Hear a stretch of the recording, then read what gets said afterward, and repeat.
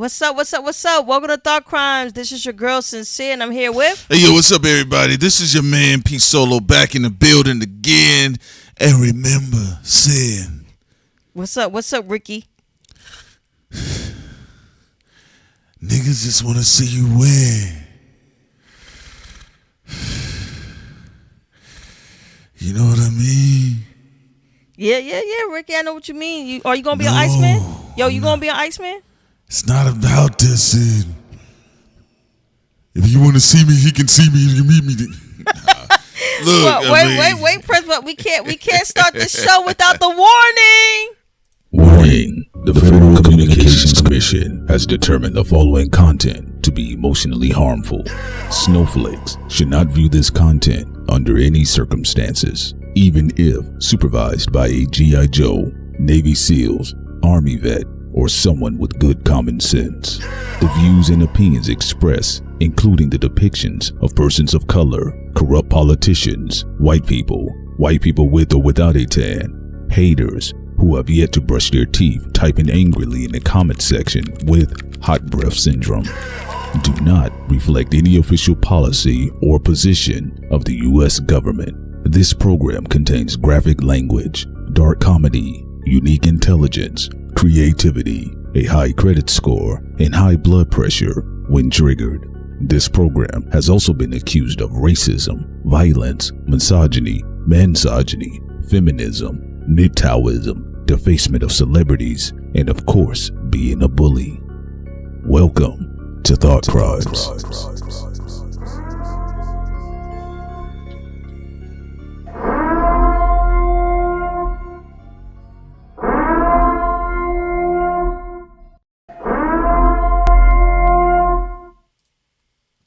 All right. Ladies and gentlemen, we back again. Yo, Drake, homie. My nigga, it wasn't that serious. We cool. Niggas want you to win. And also, that's on Ebro's show.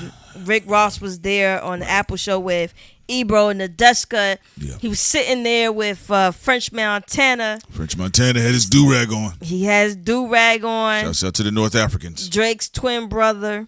And Rick is out there saying, we want to see you win. Let's get into it, saying. The real ones want to see you win. But who are the real ones? That's the question. Look. It's the industry, y'all. And you saw Ebro's face because, you know, Ebro is like, Viva la Revolution. That's what they thought that was going to 2024. They thought, Viva la Revolution. No, it's just another George Bush election. From George Bush to Donald Trump, it's going to be the same thing. It's just, you get what I'm saying? Rick Ross and Drake has great chemistry together. Yeah, they did. Ashton Martin, one of the biggest songs and records of Rick Ross' career. Although and one of the best car commercials. Great car commercial. It was a fantastic car commercial. How do you feel? Because we know a lot of times people artistically who have a lot of great chemistry together usually don't like each other. It happened in the Officer and a Gentleman. Right. You know, the two main stars didn't like each other, but they showed out for that film. Yeah. What's your thoughts? Do you think that Rick Ross and Drake could never get back there to make that the chemistry that they have? Like, because you also have some good joints on the extension pack of Take Care with Drake and Rick Ross. Tap My Name on it was a good song between. Yeah, they've never had a bad song together. Probably, and a lot of people in hip hop like, damn, how do you feel about it?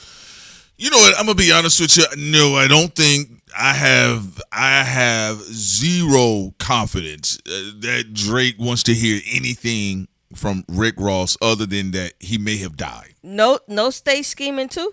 Hell no. After 2024? When you see me, you're checking. Now, Rick Ross was over there on Ebro's, show, and it sounded like he was a little buzzed. It sounded like he might have been on that brown liquor or that black liquor.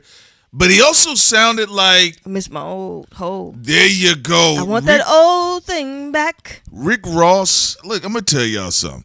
Light skin with the good hair. Like May said, he can have anybody he wants. She's just a girl. I said, what, Mace? Look, let me tell y'all something real quick. Y'all got to understand why we roast and shoot the way we do, because look at what we were saying. We said if you go too hard in either direction, you wake up tomorrow, either one of the people are trying to make their way back into the person's circle or they're cool again. Rick Ross had a very awkward moment with Ebro and French Montana. Even when he was trying to big up French Montana, because, like, yo, French, he a real nigga, and real niggas ride with you. So I guess real nigga. You got any real ones like French riding for you. Remember now, what was the Rick Ross lore with Drake? he said that you cease and desist. Cease and desist is for bitches. He said that he claimed he stopped French Montana's verse on some song, and it was a cease and desist. I think Rick Ross realized he might have jumped too soon, because, you know, Rick Ross also claimed he was backing French Montana down in the paint. And he said that, you know, you crossed up French Montana. But if you go back and you listen to this segment here, French Montana, even when Ross starts making, you know, he kind of made a joke about Drake's nose. He said, when you used to have your big nose, and French said, he told him, he said, you almost had it. But he said, shouts out to Drake. It sounds like French is still riding with Drake to me. French has never, he's never been against Drake. You know, they were supposed to have their whole Splash Brother version. Right, yes. You know, that they were supposed to have going on in hip hop. And Rick Ross has an album coming out. He does. I will be listening to it. He do, like, what? Who said that he makes great B+ music? I think we said that. Is it on? Yeah. I thought somebody else said that too. I don't know. I'm just saying, I know you and I, when we was grading his discography, we said he got solid B's across the board. Yeah, so it's going to be interesting to see what, you know, Rick Ross drops. You got T.I. coming out. Of course, you got Drake coming out May 15th with Iceman. Y'all make sure y'all go check out our live show on that. We're going to be live at midnight May 15th to review the album like we did with GNX and The Fall Off, and we've been doing a lot of album reviews, and we did Starline and so many others. But also can't forget the ladies. You know, thank you to ladies. She had us make sure we was showing us some love as well. So getting back to this situation, Prince, I do agree with you. I don't believe that Drake is ever going to do music. No. With Rick Hell Ross no. again. After 2024, they didn't ripped all of that niggas. They almost pushed his hairline But back. I have to ask you a question. Why Future and not Rick Ross? I don't think he really liked Rick Ross like that. He'd be like a fat black uncle to him. He's talking shit. And Ross is 60 years old, so it's a little bit more unnerving when, like, you know, niggas that are a little bit older than you. I guess you're saying he's not a peer. No, he's not a peer. So, like, when someone's around the same age as you, y'all fight, and you're like, we the same, you know. Yeah. But if somebody, like, 30 years older than you, you like, what the fuck? Well, listen. Is that what you're saying? Yeah, I would say this. I would say at least we knew what was going on with Kendrick and Drake, because it's been on display for 10 years, 10, 15 years. Go check out our Patreon. We did a 2024 recap of the battle. It was a great battle. Both guys did a great job. Both got busy. But, you know, of course, Kendrick took the cake with, you know, Euphoria, Meet the Grams, and then finishing it off with Not Like Us. But, you know, Drake's best track was Family Man. But go check out our recap. Family Matters. Family Matters.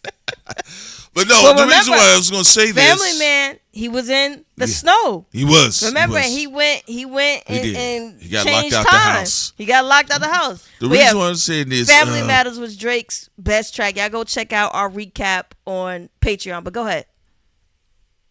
Rick Ross didn't give an explanation why he was getting at Drake's neck, though. He did. He said cease and desist. That ain't enough. No, you know he was. That ain't enough. He was reaching for something, but he still. That's what I'm saying. But that's what he reached for. Cease and desist. Yeah, but French Montana still says shout out Drake. I know his. Come on, Sid. I know, yo. This shit looks stupid. It do look stupid. It do look stupid, but I'm just saying. It looks stupid. And then Ross is like giving him a motivational pep talk after you done tried to damage his career too.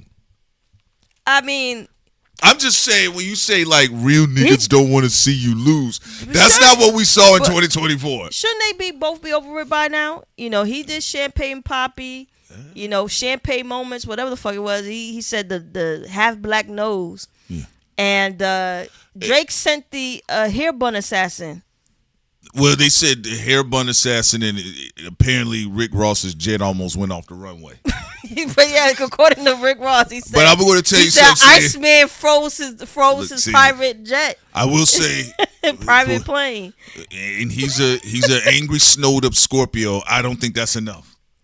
So I think in this regard, I think Drake is definitely going to probably get his stuff off on Rick Ross. So the question is, right? Rick Ross iced out? Okay. Is he iced out? Is he iced out of the circle now? You trying to say that? Oh yeah, that nigga's all the way out. Drake, I can't see nowhere. I think Drake, if he made peace with Rick Ross, I think his own OVO birds would attack him. I don't see, from what we saw last year, I just don't see it. You got to remember, you know how Drake has that thing. If he's like in love with the subject, and I'm just saying he really did look up to Rick Ross. He, you know, we always say when Drake does that thing, like this guy here, I really look up to it. But he really also patterned a bit of his style of citing influence from Rick Ross's discography. So when that took place publicly, and they had this skirmish before around the Meek thing because, you know, Rick Ross was, you know, Meek Mill. I say Meek. He's Meek. That's how Meek Mill has been reduced to Meek. I want to know. Right. But no, with the record label dynamic of it, Ross was the overhead, and so Ross kind of, you know, he played it and he said, you know, oh, it's Nicki, and then they got back together and whatever the case was. They had their issues before, but this time around, no, I think Rick Ross really was in a situation where, from Drake's perspective, they were definitely trying to put him in the grave. Well, people allege that J. Cole's supposed to be on it, that Lil Baby's supposed to be on it, that Future's supposed to be on it. Yeah. We'll see what happens. Yes. You know, Maul said it's supposed to be 12 tracks on the album and all that. Is Maul on it? You saw academics and going at the mall again. Yeah. What's the problem now? He said, "Why was he on the list?" Oh yeah. I saw that. I saw that. Was funny. Yeah, that was. I'm the prize. He did say that. He said, "I'm the prize." But yeah, I'm gonna be honest with you now. This one, this looked pretty bad for Rick Ross. I think Rick Ross probably might have heard some things already.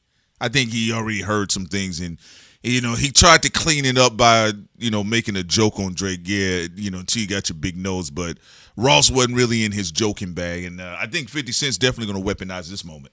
Yeah, he like, I'm still over there. Yeah. 50 Cent's gonna say, hey, he begging. He gonna doing that begging stuff. Game got flown out. Yeah, well, yeah, he said he let him borrow the jet. 50 Cent over there still. Yeah. Cameron Mace, you know them flamingos. They keeping their little chinchilla coats. They like, you ain't. They said, look, they waiting for the ice. They got their pink coats. I bet they laminated them small coats. You saw Fat Joe. Oh yeah. Who he's happy because his the child trafficking and sexual assault portion of the lawsuit was gutted out. Right, okay. So he happy. Yeah, I know he got gutted out like Doge. Right. Yeah. So he riding around. What did I miss? And that's all Rick Ross's crowd. Rick Ross locked himself out the house. You know what? That's all. If you think about it, see, he locked himself out. You know what would have been interesting though if he would have had Fat Joe on there. Joey Crack. Fat Joe ain't going on there. I don't think so. Not he that wanted I know. to though. Yeah, well, he'd be happy. Well, you know what he said. My allegiance is to Drake. Yo, they love them. They love them some Jay-Z and Drake. Yeah, the whole lifestyle guys. Yeah. You know, Jay-Z trying to get over there. it's interesting to see how Fat Joe is trying to balance the two of Jay-Z and Drake. He's pulling it off. He ain't got no eyebrows left, but I he's think pulling it off. He's pulling it off better than Maul. Maul had to straight up lie. There's some issues between. They had some subliminals back and forth. Maul was like, I never heard that. Bro, whatever. He try to act like a mobster. I didn't hear that. I didn't hear. But no, I think in this regard, Rick Ross is a shiny nigga, y'all, and he loves the glow. Rick Ross loves the attention. Rick Ross enjoys being a star, and one of the most Planet Hollywood-driven brands in hip-hop and rap music is Drake.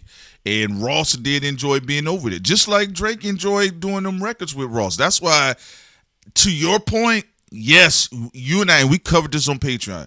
The cease and desist, okay, that's what was stated, but that's not enough. And I just don't feel even though Ross was funny on Champagne Moments, I still didn't feel his backstory arc. I don't think it was strong enough for us to figure out what was going on there. I will also say, for people who don't know, we're going to have more clips from our conversation and interview with Tommy about Live Nation, Ticketmaster, and also where Nicki Minaj, to give her credit, she's right on. She's not right on the Erica Kirk stuff, which, again, we said she was going to go over there with Erica Kirk and them. But with Ticketmaster and Live Nation, she is. And we're going to have some clips that's going to come out talking about the Live Nation issue. But we also have a trailer for y'all that we're going to play. And we're going to have some more drops on this for y'all as well. Make sure y'all subscribe to our channel, our YouTube channel. And also check out the Patreon. We got a lot of exclusive content on there.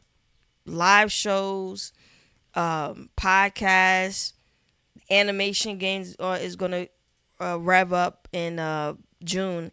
And then B-More and I are going to get back on our occultic esoteric studies every Friday at 6 o'clock p.m. Astrology, numerology, sigil, a lot of things we're going to be talking about. When you see the planets, then probably it's Mercury retrograde.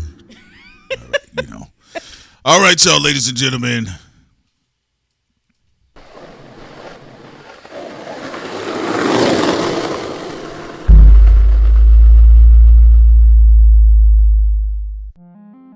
Thought Crimes. A landmark federal antitrust trial against Ticketmaster parent company Live Nation got underway this week with the first witness testifying today. The Justice Department, multiple state attorneys general, and Washington, D.C. in 2024 initially filed the suit against Ticketmaster and Live Nation. It alleges they've illegally dominated the live concert industry by monopolizing tickets, bookings, venues, and promotions. This morning, the way fans buy tickets for concerts could be changing forever as a jury in New York finds Live Nation acted as an illegal monopoly. Dozens of states sued Live Nation and its subsidiary Ticketmaster, claiming they illegally dominated major concert venues and kept ticket prices too high. Breaking news, a verdict has been reached in the antitrust trial against entertainment giant Live Nation. A jury found Live Nation unfairly created a monopoly over the ticket market. Live Nation owns Ticketmaster. So any global tours, Ticketmaster's, and if you're buying tickets from Ticketmaster, you're paying Live Nation. And Rock Nation, Live Nation, same thing. Live Nation owns all these subsidiaries, so it's Live Nation Entertainment. So I was hoping an artist might speak out. I wasn't thinking they would, but I figured I would take a shot at it, But I respect them for not speaking out. I get why they don't, It ruins their career, and they want to perform for their fans, but their fans are getting ripped off. And on the side, I will tell you though, some of the artists do reach out to me, and some of them I won't name them because I never do that. And as I say, anybody reaches out to me with anything, it's confidential, and that's how it works. What's up, everyone? Welcome to Thought Crimes. This is your girl, Sincere, and I'm here with... Yo, this is your man, Prince Solomon, in the building, folks. And right now, we have a special guest. We're going to be talking to Tommy Dorfman. He's been going back and forth battling Live Nation. And he's also going to be breaking down how he's been able to have to deal with this situation. What does this mean for artists and all the ins and outs? And basically, it's a mafia. Matter of fact, it's larger than the mafia. It's 2 sets of books and everything of that nature. It's a cartel. It's a cartel. And you're about to hear Tommy break down his life, his background, and we get into all the background information on what's taking place. And also, please make sure you show Tommy support because he is going up against a giant.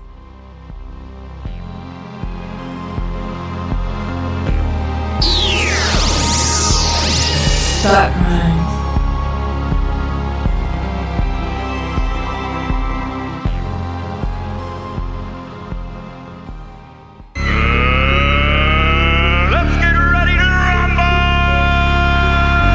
Perhaps you shouldn't turn your back on me. Is that a challenge? You either die a hero or you live long enough to see yourself become the villain. White folks are nosy. They have specials. Nosy specials. Why does a bee make honey? You ain't a bee. Why do you give a fuck? Where's the kaboom?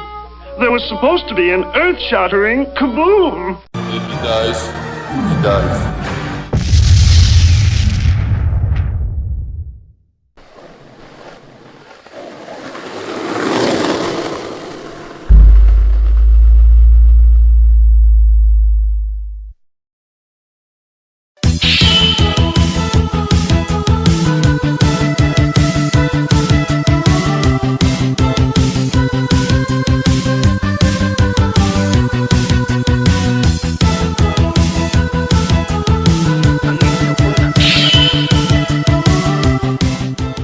Go to our Patreon for more and don't bother me.